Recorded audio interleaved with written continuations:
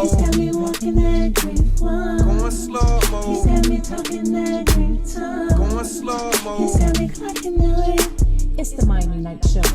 hey, yeah. Slow mo.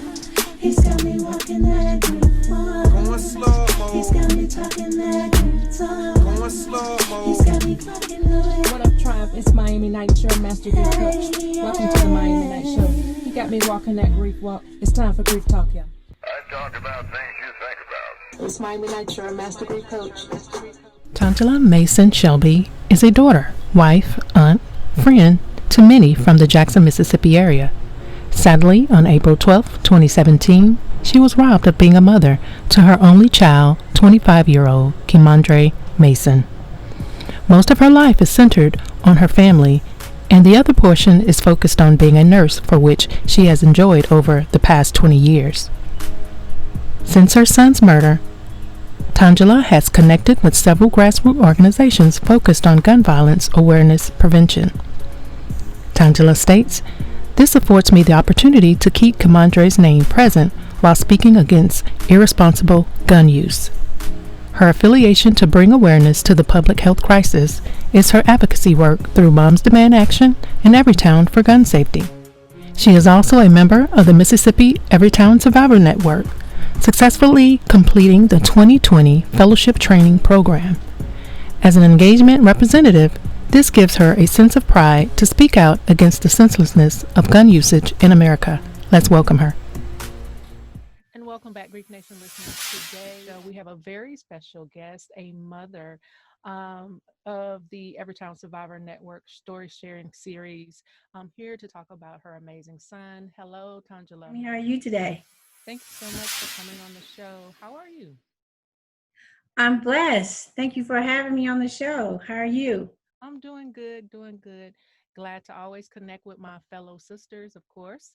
Glad to see you again. I had the pleasure of meeting Tonjula at the Miami event where we went and became fellows for Everytown Survivor Network. And just before we even dive in, tell us about your experience with that and how much fun, and share that. Oh, wow, Miami. It was amazing.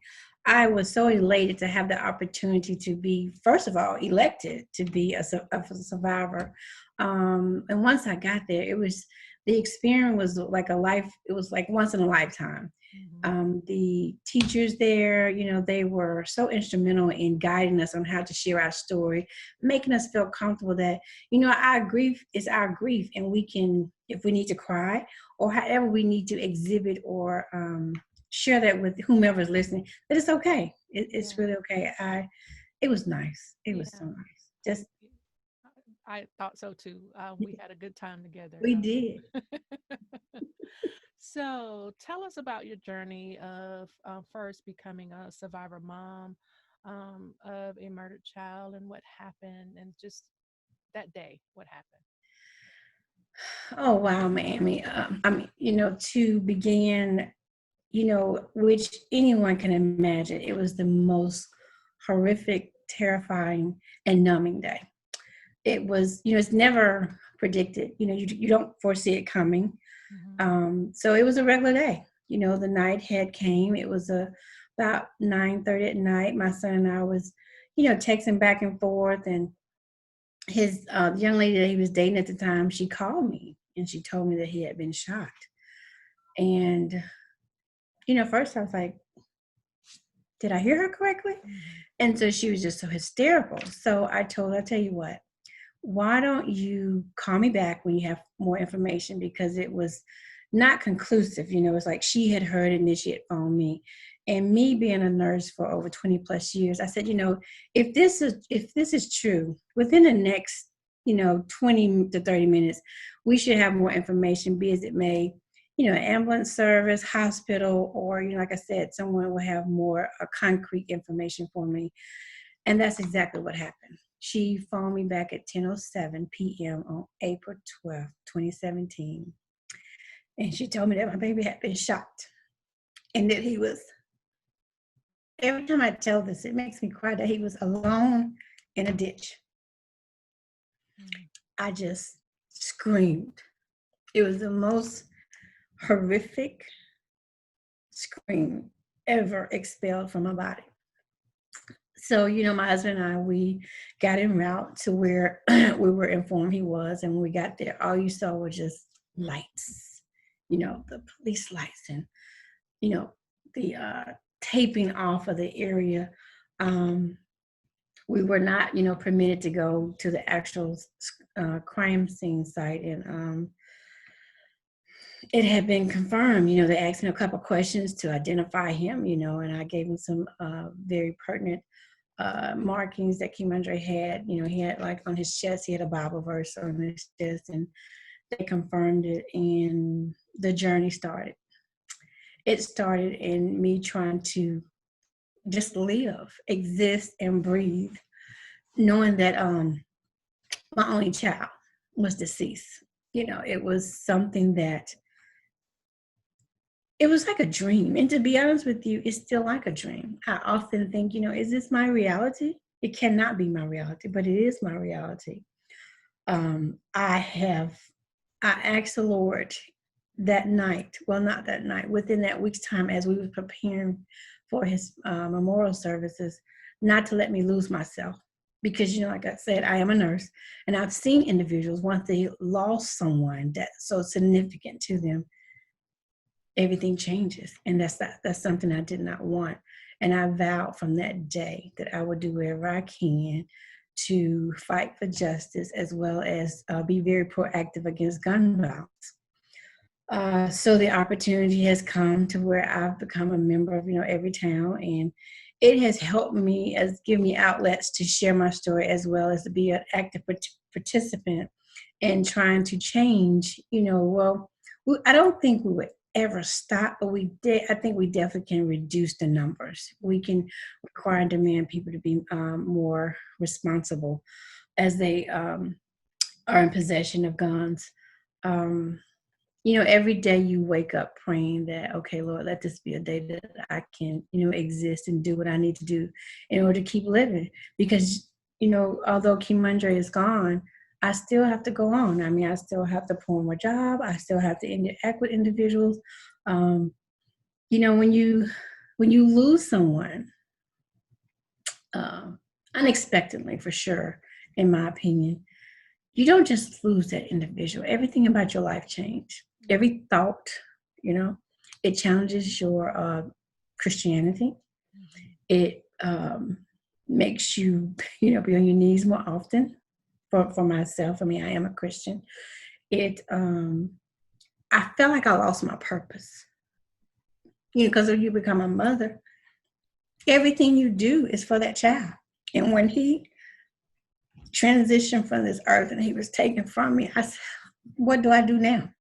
Mm-hmm. Like, what do I do? And, I still ask that question sometimes, because when Dre was murdered, I was pursuing my master's degree and I had a plan. Mm-hmm. But all that has come to cease because I'm fearful, hesitant of, if I make another move, am I going to have a, I don't know, breakdown or not be able to handle it, because it's different.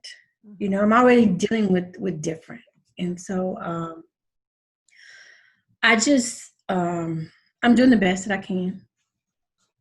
Like I say, I pray a lot. I have friends that I speak to, on a regular basis.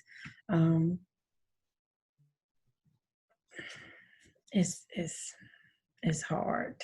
It's very hard.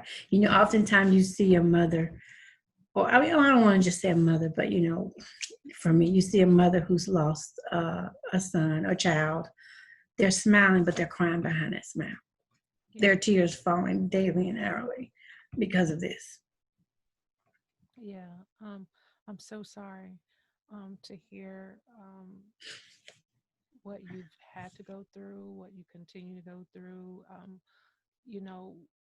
We are a collected group of women that are in this fight against this thing. It's nothing like that this is what we wanted to do or wanted to be a part of. It's definitely not something that we are praising about being a part of this group of women and husbands and just family members. But we are stronger, of course, together. And I know Calandria says that all the time, which I love that because um, any day, any time, any hour, second, minute, we can be triggered by this Yeah. thought of just not having our loved ones. Oh So yeah. it could be a picture, it could be a song, it could be a smell, it could be a favorite food that you've cooked your child for years. And just the thought of that person or your loved one is not there anymore, it just has to hurt. And especially the loss of a child is one of the most significant relationships, that when you lose that person or child, or we don't know, we're just living, we're just doing, like you said, you're doing your best, you're doing your best. Yeah. Yeah. Right. Yeah. And You are. the thing is Just not breathing. that it doesn't, my walk is not going to look like your walk, but yet Right. we are doing the best that we can, right? Exactly. Miami, so many people give you a synopsis, not a synopsis, they give you a scenario or kind of tell you what they think is like. But the best analogy I think I've heard was it's kind of like, well, it's like losing a body part. Mm-hmm. You once had it, it's not there. You're always reminded that you don't have it. And the pain from not having it is constant. It Yeah, never goes away. And they'll be with you until you take your last breath. absolutely. Um, just kind of referencing back, like you say, the triggers that come on, I think the worst for me is like standing in the grocery store line and I'm about to check out. I'm like, no, please, no, not right now. And there's just it makes you feel isolated too. Yeah. And that's why groups like this are so important. Mm-hmm. And I think it's pivotal in ensuring that you do find a support group. Even the strongest people, I always tell myself, oh, I don't need, no, not that I need. Well, I've always been very independent. So I'm like, I'm okay. But this has been totally different, totally different. I have appreciated everything that Everytown has provided me. And, like I said, becoming a fellow has really made me become part of a group that feels safe in sharing my story. And Absolutely. not being judged, because sometimes you feel like, oh, they're tired of hearing that. There she goes again. It makes you feel awkward, like I said, which we shouldn't feel that way. Right. We should not feel that way. And I think it's because people just don't really know what to say or how to say it. And, Yeah. when it's left up to an individual trying to speak to a griever. And that's why it's so important to understand the verbiage and the language of grief, and how to speak to a griever. That's like one of my things that I'm always sharing with my coaching clients that, not even if you're wanting to learn more about grief or not, or if you have gone through or something. I just think because, for years we were never taught the right ways to say, Yeah. whatever. We wasn't even taught how to grieve because Oh no, I we tell weren't. people all the time when I was a young girl, when family members passed away, all the kids were just shoved in a room to say, go be with your cousins and Right, playing right, and having a good right. time. We're not having the experience, Totally oblivious. how to be or how to express our emotions, because that was unheard of to even talk to children about it. So, Right, with right. further education and training and helping us understand how should we process our emotions Yes. are like the best things for us. But please share your son with us and who Dre was. Oh my gosh. He still is. So Kimondra was this. First of all, he loved the outdoors. You cannot confine him to inside. Once he became of age, where you're working age, I knew he could not do an 8 to 5. He could not go in and slide a badge and say, okay, I'm going to sit here until my shift is over. No, he was very hands-on. He had a smile, Miami, that literally melts your heart. Everybody said he had $1 million smile. I mean, it was gorgeous.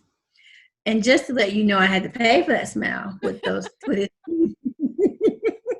it was so funny because when he was, I think he was about 12, he went to the orthodontist. He was like, why I gotta have braces? He said, well, young man, you have your father's teeth, but your mom's mouth, and they're just fighting for room. But his spirit.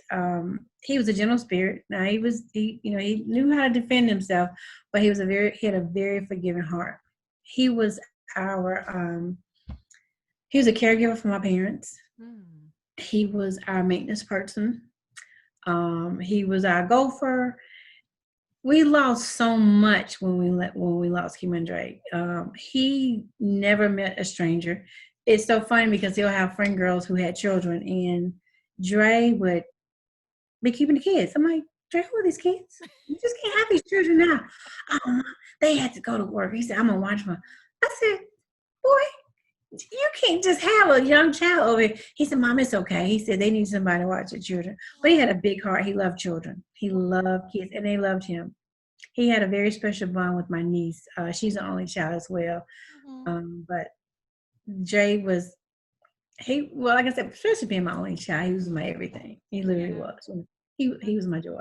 He was my joy. So how does your husband cope? Well, you know how men are.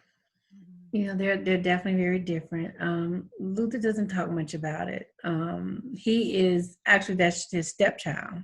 Okay. So he like I say, he's very quiet about it, and it's like a what do you call it? It's a sad, what is like it's the unsaid. No, that's how you say it. Yeah. But you know, he's very quiet. But you know, that's just how he is as far as with his emotion. It was like when he lost his father and his sister. He didn't say much, you know. Yeah. Because like you said, we don't know how to the language. We don't know what to say, and Absolutely. it's especially different with men, you know. Yeah. But you still know that they have this suffering, because even though my husband, of course, Taiki was his bonus son as well too, but yet I saw him struggle through it just as just as much if that was his his son. So they definitely it's good to see when the men do come forward and talk about it, because they should. And then it helps us too when we see them doing it. And I'm sure, with your conversations with your husband, he does it with you, but it's definitely so good to see them doing it, publicly or sharing. Cause I know sometimes when we've been over to a family's or a friend's house and my husband would just start talking about it, and I'm like, well, where does this come from? Like, oh wow, and it makes me feel good, of course, because he's sharing, and because it's unexpected when he does, but it's so good, especially to hear from our Black men, their troubles or what's bothering them. So can you share some of the complexities of your journey and trying and doing your best, like you said, just making it through, and like what that mourning process is? And I asked that question because so many mothers just feel like that this is only happening to them, even though we share the same relationship with the gun violence, but still they just think it's them, no matter where they are in their journey. So just kind of share like that, your mourning process with people. So, when my eyes first opened and I realized that the good Lord has blessed me for another day, and I breathed through the night without any complications, and everything is functioning as it did when I went to bed, I just say, thank you, Lord. And then I start with a prayer. And Miami, for me, taking those deep breaths and inhaling and exhaling, it's like it helps me to release some of the stress. And I ask the Lord to protect me and guide me as I go through the day, because I never know what my feelings are going to be or my emotions. Working in the public with nursing, when my patients come in, sometimes I'm grieving really bad. I have to get myself together before I go into their room, because what I don't want is to project my grief, my pain into my care for them. So I just take a moment, and like I say, those deep breaths, just that inhaling and then exhaling, and I always end and say, okay, Lord, and I'm able to move forward. There's a lot of praying throughout the day. There's a lot of praying. There's a lot of breathing. The challenges come, like you said, the triggers when I'm driving And I've even seen young men that even look like my son. I just want to go grab them, like, can I just touch you? I'm like, no, you can't do that, Tonjula. But so just to answer your question real quick and brief, I wake up with a prayer. I breathe through the day, and I pray all day. Oh, I thank you so pray much. all day. Thank you for sharing that, because Mm. someone's going to hear you, and because we're touching who we're to touch. We are Yes. still here on earth to touch who God needs us to touch, and I'm sure by somebody hearing your episode, that's really going to resonate with them. So thank you so much for saying that.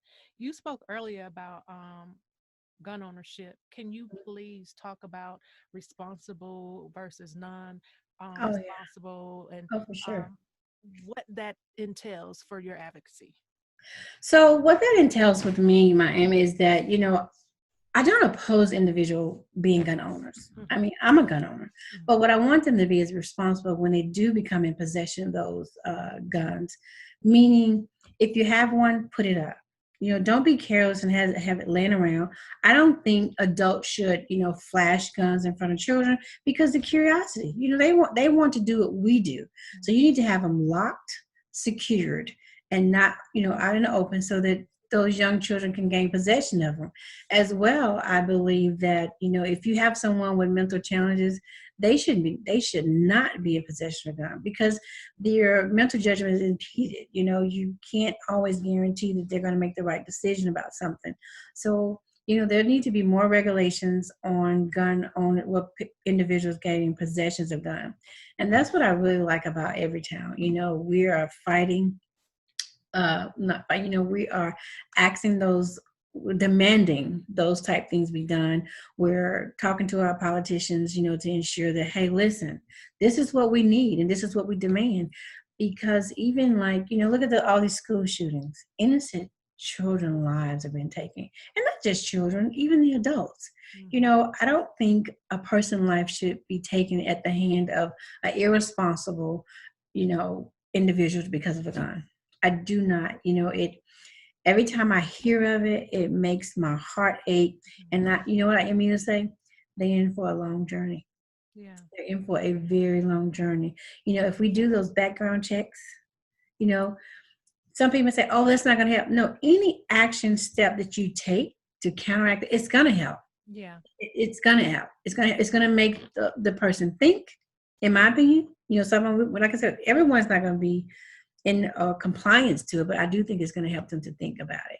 It's going to, maybe that split second that they're in there, this immediate thought, oh, I want to take this and go do whatever injustice they want to do or harmful act they want to do. I think if you have that time frame that it takes for them to be in possession of God, Mhm. someone may reach them. God may Yeah. speak to their spirit and it be changed. So I think, we need more members to come and join, this journey that we're on. And anyone that's interested, we want, if you would just text JOIN, JOIN, to 64433. Hey, listen, please do. I mean, we are a massive group, but we have room for many, many, many more individuals to join us. Thank you. Thank you so much. Mm. Your work speaks for itself as far as the advocacy. We see you around doing what you do for Moms Demand or in Everytown. But please share your advocacy work and that how you're continuously keeping families safe. And I know you said you advocate, you go and talk to um, your legislators, but is there anything coming up for your chapters? What's going on? To share that with us. Well, at present, there's not anything coming up, but we do. Any. I do a lot of solo work Okay. because I do meet a lot of young people. Okay. So I encourage them, to be responsible individual and what this has done, what the loss of my son has done.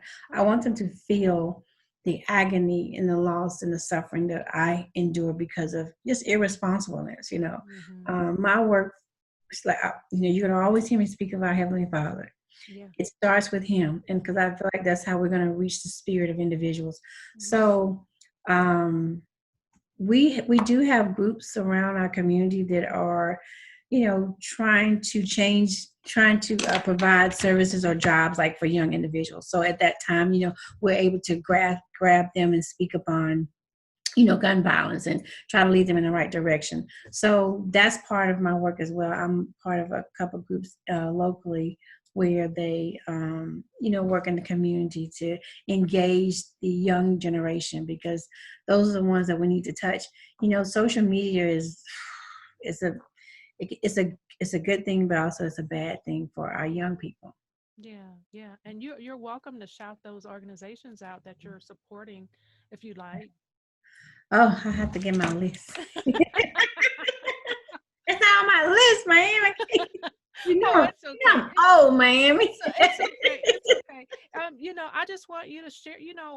what anything that you're doing, and especially just like you said, you're out here and you're working with these children, so that if someone else hears this, they'll know. And what I can do is I can post when I get ready to post the interview, I can put all that in description. Yes. Okay. I'll make sure, because I That'd be great. definitely want to know with those programs that you're working with, people know, how to get more in contact with that Okay.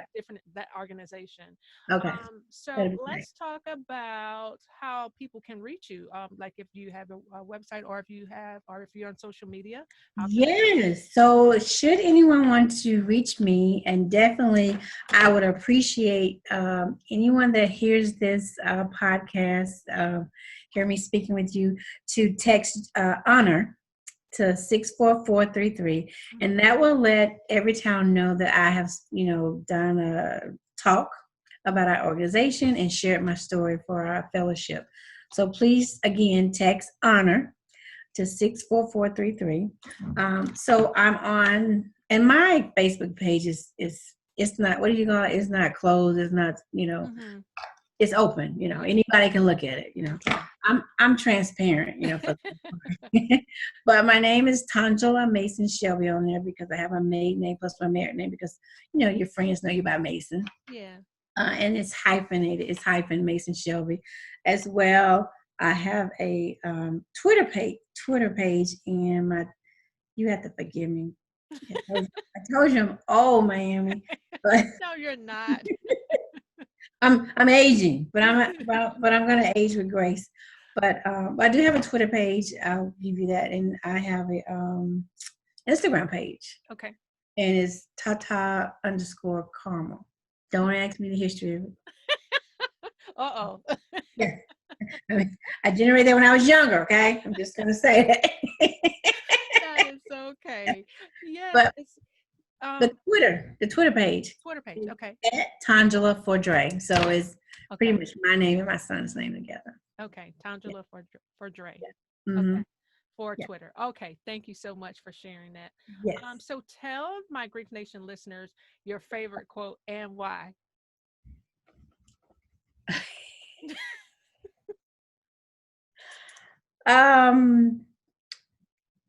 What did I say? Okay. What is Very simple. I know. Very, very simple. It's 2 for Miami. Oh my God. You want me to tell you what you said? Yeah, I'm sweating over here. I'm so nervous. You see me fumbling with my hair. Okay, Lord. I said that. Didn't I say that earlier? Yes, you have said it. That's why I was laughing. Like, okay, she's said this throughout this whole interview. But why? That's why I was like, okay, I gotta ask her why. Yeah. Why is that your favorite quote? Okay, Lord. Because he has this. He got it. And I trust him. I trust him wholeheartedly. And every time there's doubt, he makes me cry, doubt in my mind, or have a very stressful day, I say, okay, Lord. And it just it reprograms me, recenter me. It flips the switch. Yeah. Immediately. And I tell my friends that. I tell my coworkers that. I said, when you're stressed, just say, okay, Lord. What else can you say, Miami? What else can we say? But okay, Lord. And to be honest with you, what you just said was so powerful. And I hope anybody that watches this podcast, if they would just rewind back for a second before you said, okay, Lord. And like you said, once you said it, it was a switch. Yeah. You got very emotional at first. And then after you said it, the switch changed. I mean, and you're like, Yeah. And It was true. It was true in It the is. statement It that you is. said. So I mean, it's just It's powerful wow. for me. It is, Yeah. and I'm telling you, I said that very same thing when my son passed. I said, okay, Lord. And it came with, okay, what do you want me to do with this? Yeah, Because right. everything we do is about him. Yeah. Everything. Yeah. Some don't think it is, but they don't believe it, but it really is. It's about him. I said, what do you want me to do with this? Mm-hmm. Because surely I'm just not supposed to grieve and cry every day. Right, You right, know? right, right, right. What do Absolutely. you want me to do with this? What message am I supposed to share with this? How am I supposed to change or help your people to hear your word, and follow you? That's what gets me that's what helps me. And so as you're saying that, oh, you gave me chill bump. As you're saying that, what was the defining moment to change and make it this purposeful for you? So when you, as you're saying that, and you're saying, God, what am I supposed to do?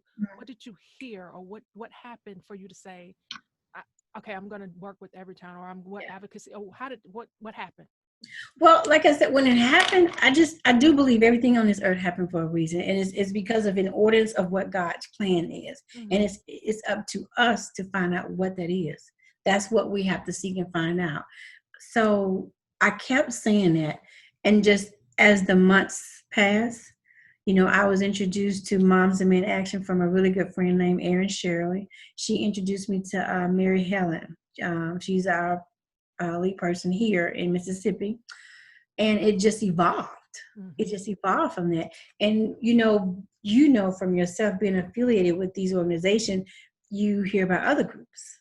So you Yeah. expand out more. And then once you start expanding out and you start listening, there are other groups within your community you start hearing about. Mm-hmm. Mm-hmm. So it literally happened. So Kimondra was killed on a Wednesday, which was April 12th. Mm-hmm. Because of it was a murder. His body had to be taken to the crime lab. Mm-hmm. It was not released to myself and my family until Friday. We had his funeral on that Tuesday. So within those days, Mammy, I didn't sleep. Oh yeah. I literally did not sleep. I didn't eat. I just breathed. I literally just breathed. And like I told you, I said, okay, Lord, what do you want me to do with this? Because I need his strength in order to keep me going. I gotta have it. I can't do this by myself. No one here on this earth can help me with that more so than he can. And I tell you, I woke up the morning, the day of my son memorial services, and I sat in my chair in my bedroom, I closed my eyes, and I said, Lord, give me the strength to endure this day. Mm-hmm. Mm-hmm. I want to cherish every moment about it. Mm-hmm. Mm-hmm. I want to remember every person that touches me, that says something to me. I want to remember literally every moment of it. Yeah. And after we were done with his services, I came home at night and I slept. I'm not saying I've had a lot of sleep since then, but I rested because I rested my faith in him. Mm. That's what I did. I rest my faith in God. I really did. So powerful, sister. So Mhm. powerful. So powerful. This makes us, I know that this tears us apart. This even tears up families. Yes. It's so disheartening to have to go through this, but it makes us so much better. Yeah. When we couldn't see the light of day. And just like you said, looking back on that day of having to be the one that sit on that front row, it's just, Yeah. but to see where you are now, it's like, wow. I breathed so much that day. Yeah, but God. Miami, I breathed so much today. My husband said, he said, just breathe. Yeah. Breathe on. I was like, and I breathed. Because, I just didn't want to be hysterical. Yeah. I just didn't, because I don't know if it sounds strange to somebody, but that day won't come again. Mm-hmm. And that was the day that I was saying my final physical goodbye Yeah. Yeah. to my baby, Mm-hmm. you know. Mm-hmm. And I just wanted to make sure that we were as one spiritually on that day. Absolutely. Wow. Yeah. Because he probably, just kind of had a little funny, like, Mom, you was acting a fool. And can't you hear their voice sometimes? Just Yeah. yes. Mom, you Yes. was acting a Yes. fool. I hear Tyke's voice all the time. Yeah, because I'm always telling him, okay, listen, when you go in public, you make sure you do this, and other. Don't be out there embarrassing me, So. Yeah. And he said the same thing. Look. Yeah. Yeah, Mom. You're so dramatic.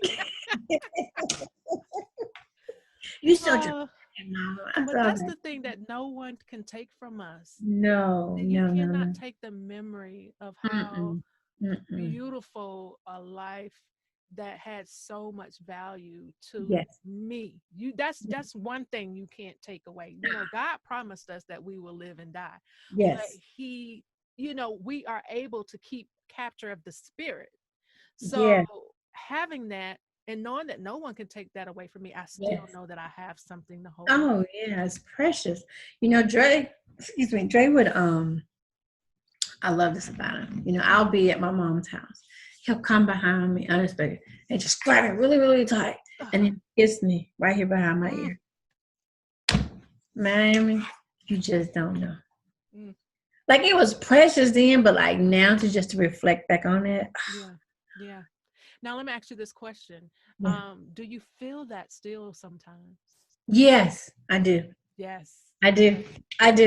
Yeah. Ooh, thank you, Lord. What about that first dream? Oh, I was so upset because I was like, when am I going to, why can't, when am I going to? Yes. When is it coming? Now? When is it coming? You know? Right. And literally, to be honest with you, I did have a dream of the night. I didn't know he had passed yet, but I was told when Tyke was missing that night, I had a dream. He came to me in that dream, but I still didn't know that he was gone yet. So, but after that, your mind is not calm enough to even, it won't allow you to even have those dreams or have that spirit to come back to you because you're so, discombobulated. You just, you're not functioning well. You're grieving, you're angry, but not until, but that one day, one night. Yeah. So how was that for you? What was your first dream? It was so beautiful. Oh my God. I was so mad that I woke up. I was like, wait a minute. No.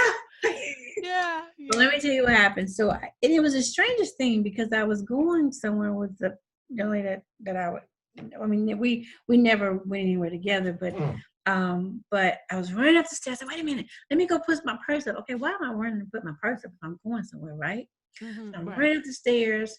And it was an apartment complex, and I don't live in an apartment complex. So but needless to say, so I run upstairs and I open the door to put my purse in, and he's sitting on the couch. I said, Dre, oh my God. And I just ran to him. I just ran to him and I sat in his lap. I said, Dre. He said, Mom, I'm good. He said, I'm good, Mom. He said, Mom, you were such a good mom. Oh, beautiful. I said, Trey. He said, Mom, I'm good. And then Miami, you know how he departed me? He kissed me. And then I woke up. I was like, ah! That's what I said. I was like, come back. But it was the best. It was the best feeling. It was so real. Yes. I mean, like I could have just, just squeezed them. Oh. Yeah, that was the best dream ever. But I'm gonna tell you this.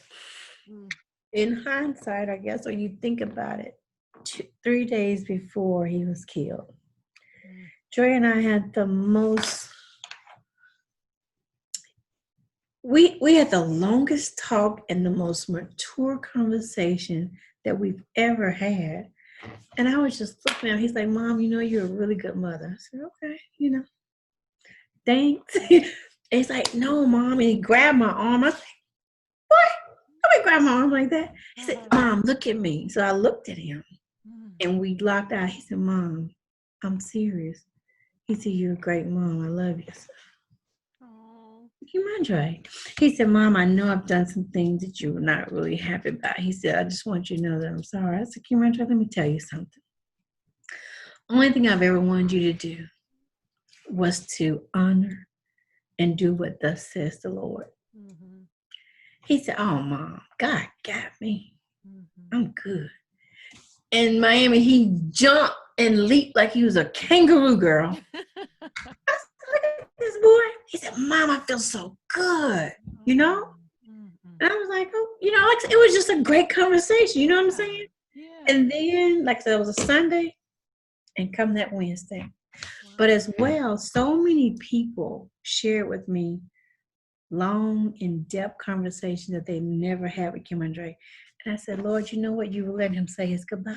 Yeah, And I yeah. thank him for that. Mm-hmm. Mm-hmm. Because whomever he spoke to, they needed that for whatever reason. Absolutely. You know, there were cousins, there were aunties, there were distant relatives. Some people he really hadn't talked in a while, but they had that conversation. Yeah. Said, Yeah. you know what? Whatever movement, whatever meaning or purpose it was, I'm glad that they were able to have that with Kimondra. Absolutely. And that I'm sure that gave them some closure. You Oh, know, it's never easy and not uh, that, you know, but that probably really helped them through the process because I think, oh, you know, we all kind of think of that or all kind of experience that like, oh, you know, yeah, I just talked to him and you know what he yeah, said, you know, so yeah. I'm just, that's just God always still just preparing Mm-hmm. us, Mm-hmm. right? Right. That's just him Yeah. always preparing us. He's preparing his Because spirit. that's right. I was like, if I hadn't had that, what would be my mindset? Absolutely. What would my mindset? Absolutely. But You know? he still Yeah. take care of us through others. You know, Yes. it's just Yes. he's just so good to us. Yeah. I can just not stop talking about how good he is. Okay, Lord. Yeah. And You every know, time I hear somebody say that, or if I say it, I'm gonna think of you. there go Tonjula. And you So know, go ahead. I was blessed to have a beautiful grandbaby. I don't know if Oh you. yeah. So 2 weeks from the day of the day that Dre was murdered, the young lady he was dating, she found out she was pregnant. Oh wow. Yeah, it was on a Wednesday at that, you know. Uh-huh. And he's like, and you know what the funny thing is? He had morning sickness. Oh gosh. Bitten. I was like, Mom, when is this gonna stop? I said, I've never. I mean, I'm not a male. I have no idea, Kimondra. He said, Mom, I just can't stop spitting. It was so funny, Oh, but yeah, I have a beautiful baby. I have a beautiful grandbaby. Her name is Bailey. oh, And you know, it does sadden me that she would never have the opportunity to know my son. yeah. Um, and it scares me sometimes to think what would be her thought process with this. But I do Mhm. ask God to protect her. Yeah, Protect. Her. Yeah. absolutely. And I know you being Grammy or Nan, Mhm. what do I'm you Dre call her? Grant. I'm Dre Grant. Dre Grant. Oh, I look at know, right? that. I love that. I'm sure, you know, just your light being there with her and sharing his life. Yeah. I'm sure you will not let her not know who her father is. Oh, So, no. I'm sure she's gonna know who he is and love him, and I'm sure he's still watching over her and will continue to do Yeah. that. Yeah, yeah. Look at this is a little sweet point here. My sister, she was at the house about 2 weeks ago, and Phyllis said she was outside just crying. I mean, like just hollering. And Yeah. she's like, Billy, what's wrong? She's just crying. All of a sudden, she stopped. She was like, hey. She said, a bird flew by. Mm-hmm. She said, Bailey, who are you talking to? The bird. Oh, Hey. And she just still. I think that yes. was my boy. All right. I think that was my Absolutely. boy. Yeah. I mean, she was Absolutely. like in a tangent, crying, Yeah. Phyllis said. And it just, hey. Oh, Mm. And that's sometimes we don't identify or recognize when God comes in, where He, allows us to have right. those special moments. Yeah. Absolutely. Yeah. But I'm glad that you're able to notice that and see that, and your sister was able to identify that for her. You know, Yeah. yeah, Yes. because I Yeah. definitely believe in the spirit and Oh, that, yeah. and That's what we are. That's what we are. that's right, That's what we are. and he can come through any form, Yep. to give us some love and some light. Yes. any day, on any day, at any time. So before I Mhm. let you go, because this has been Okay. an amazing, amazing conversation, Thank you. what has your intention being a leader in your community that you would like to see change or bring further awareness to? So, Mammy, with me, just kind of the things that went on with my son's case, his murderer being a felon, Hmm. gaining possession of a firearm. I just want our politicians, I want those who are in positions to hold people accountable. I want to hold them accountable. I want to ensure that, when you see these guns given to people illegally or, come into possession, make a statement that, we're not going to tolerate it. There have to be disciplinary actions behind that, because to me, nothing in life changes without some type or some form of, let's just say, plain punishment. Yeah. That's it. Yeah. I mean, that's just it. Whether we're talking about, people with mental problems gaining possession of guns, or we're talking about felons in possession of guns, young people, whatever it is, when it does happen, what are you going to do to say, hey, listen, this is not acceptable?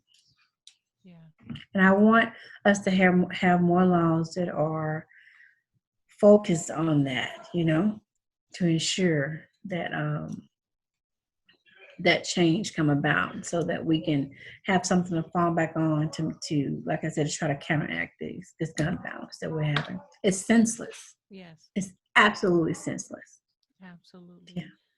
Tonjula, thank you so much for coming on It's the Miami Night Show Grief Talk and sharing your story, um, giving us everything that Okay, you God. told us about your son, Keandre, and just his life, sharing his life and who he is and still is so much more important than how he died. I just want to highlight, their life and Yes. you to share your story and to be able just to let others know that, out of all of this darkness and pain, there is resiliency that comes behind that if Yes. we allow it. So Yeah. thank you for coming on. We just have to be sure. I think we just have to think about our loved one. They wouldn't want us left here not functioning. And whatever you can do to have that normalcy of what you were before this happened, try to get it back. Try to sustain it, because it's important. Yes, thank you so Thank much you, again. Miami. You're welcome. Thank you. There you have it, Grief Nation listeners, and thank you for tuning in to another transformative segment on It's the Miami Night Show Grief Talk. Today we give thanks filled with love and gratitude for our special guest, Tonjula Mason-Shelby, for expressing your very unique grief journey and sharing ways of understanding the healing process. This is your girl, Miami Night, with much love and light until we connect again spiritually.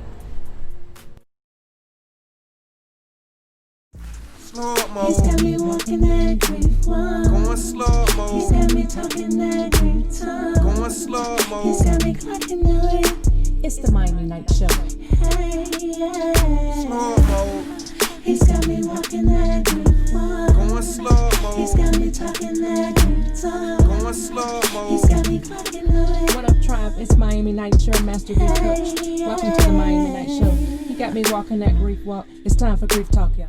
I talk about things you think about. It's Miami Night, your master grief coach.